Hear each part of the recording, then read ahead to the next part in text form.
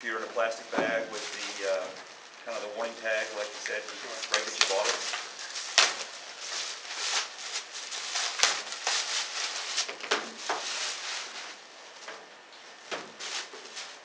Sorry, which one is which series? So this is the Lenovo ThinkPad T420, and then the Dell Latitude E6420. So they're the direct competitor to the EliteBook 8460p, which we have right now. It should be noted that the Dell unit does ship with the battery already installed. Lenovo doesn't. Koa label is underneath the battery on a Lenovo. Yeah. So that's the same approach that we take on those. Okay.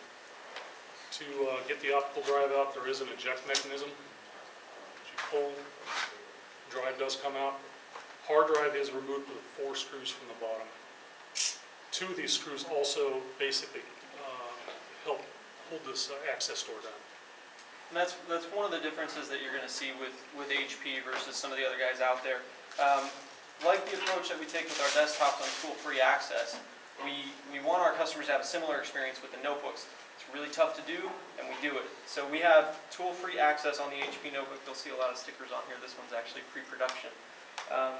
But you have that single latch to get the door off, and then you have access to all of your critical system components. You've got wireless here, Bluetooth there, your system memory, your CPU's over here, hard drives here, wireless is over here. Actually, I don't know what this dollar card is. I gotta get what that is. That's modem. Okay, there you go. Excellent. And then optical drive right here. 1 screw to eject the optical drive. So very easy access. The hard drive sits under a little door here. We do have a metal cage that the hard drive sits in. And it mounts directly to the chassis, so that helps kind of distribute some of the load if you drop it or something like that. The transmissibility is less on this hard drive than in some other designs. So that's kind of the main philosophy that we took on the design of how we place our components and how to get to them. Lenovo unit, sorry, the battery is toolless. There's a latch on the battery. Slide it, remove. Also, the optical drive has a locking latch. Unlock, slide and hold the release latch, remove the optical drive. Those are the only 2 toolless items on the Lenovo. It should be noted too that the hard drive, our hard drive takes 3 screws to mount. This takes 4 to lock in the system. Hard drive on the Lenovo, there was 1 captive screw on the bezel.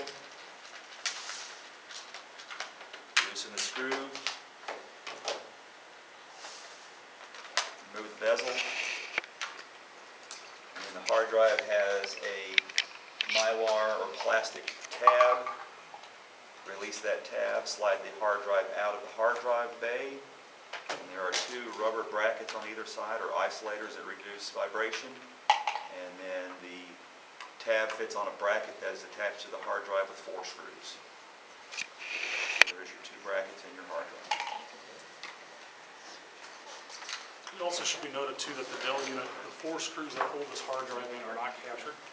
So if the customer does take this hard drive out and loses a screw, on the HP system, all screws are captured in the bracket that holds the hard drive down.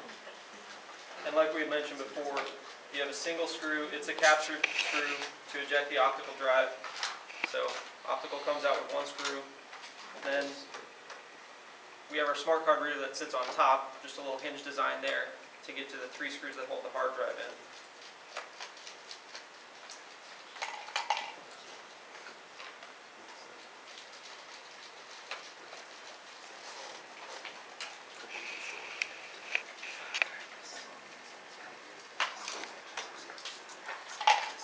So hard drive comes out. Lenovo unit, there is 1 user access compartment. It has a captive screw, and this screw is a quite long screw for what you normally see on a user compartment cover, but this screw also doubles as a keyboard retention screw. You see the length of that screw, but that screw does go through and help to captivate the keyboard, like I said. And then within this compartment is your expansion memory module slot. The memory module that comes shipped from the factory is underneath the keyboard. This would be your expansion slot. And then this would be your wireless wide area network module. This one's not populated, and it has 2 antenna cables. One thing I know that HP does is these antenna cables are marked as to which cable goes to the main terminal and which one goes to the auxiliary terminal. These cables aren't marked, so I think you may experience degraded performance. With the wireless wide area network card, you're also going to have a SIM module to secure that. That SIM slot is in the battery bay. There's a tab right here that protects it. I'm just going to leave that in since this one's not populated. Those are the only 2 user-accessible components within this compartment. All right, it takes 7 screws to get the bottom case off the Dell unit. And when you take those 7 screws out, everything's exposed. You've got memory here, thermal solution, wireless is in this area. I believe that's everything that the user will get access to. So pretty clear, you know, we've got tool-free to get you here. We have a couple of doors coming off, and not access to everything yet over here. And then over there, we have access to everything like the HP, but requires 7 screws. Right. Okay, the next component off of Lenovo will be the keyboard.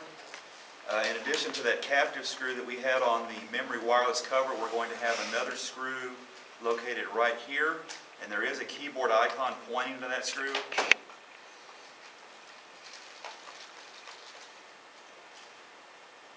Again, it's a fairly long screw. Once that screw is removed, I'm going to turn the unit right side up. I'm going to open the unit. And I'm going to slide. I'm not used to doing it from this angle, so forgive me. Slide the keyboard back towards the top of the display until the notches on the front of the keyboard release, and then remove it. Then I'm going to have a ribbon cable on the bottom of the keyboard, and that's just a flat surface connector that goes to the system board. And there's my keyboard. It includes my pointing stick, my touchpad buttons, and my volume controls, and my power button. So that would be our keyboard. All right, to remove the keyboard on the Dell unit, this is actually a separate bezel that surrounds that keyboard. It snaps in from the top side, and you basically got to start unsnapping it from through the battery bag. So give me a few moments to get this out. One thing to note on the Lenovo, by pulling the keyboard off, you get access to some additional components. So right there, is that wireless there? That's your wireless local area network card. You have your primary memory module. This is the one that'd be populated from the factory. You have your RTC battery. And I think that's really it underneath the keyboard. So to gain access to all the components here, it's a door for the memory and the WAN, a screw for the hard drive. It's tool-free on the optical to eject the optical, but then you have to pull the keyboard to get to your Wi-Fi card. So a little more complicated to do some maintenance on this one here. And then on the Dell, you know. So I've removed the bezel around the keyboard. There are now 4 screws along the bottom that you take out to take the keyboard out. It basically comes out very simply. After those screws come out, you pull it out and release the cables. And just for your reference, I'll pull the keyboard off of the HP as well. There are some marked screws on the bottom of the chassis to show you which screws you need to pull to get to the keyboard.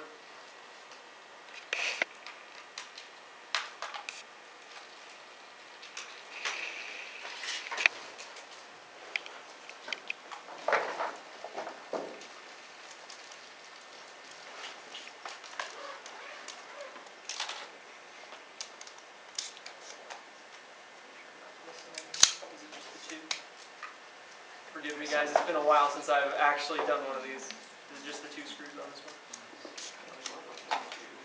Should be those triangle icons. Is that the keyboard as well?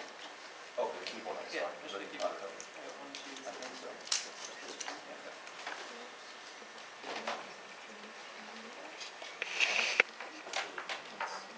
Yep.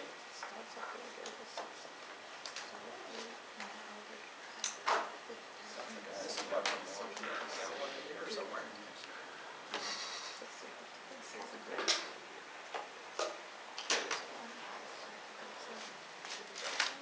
3 screws, pull the HP keyboard off, and then it's a ribbon cable, just like the other one here. Two ribbon cables, one for the keyboard, one for the touchpad. Yes. I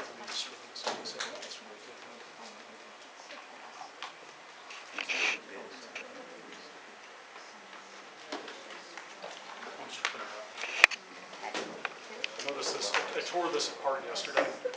These screws are very difficult to get out, so I'm starting to strip this one, so give me a few moments here. You could break it.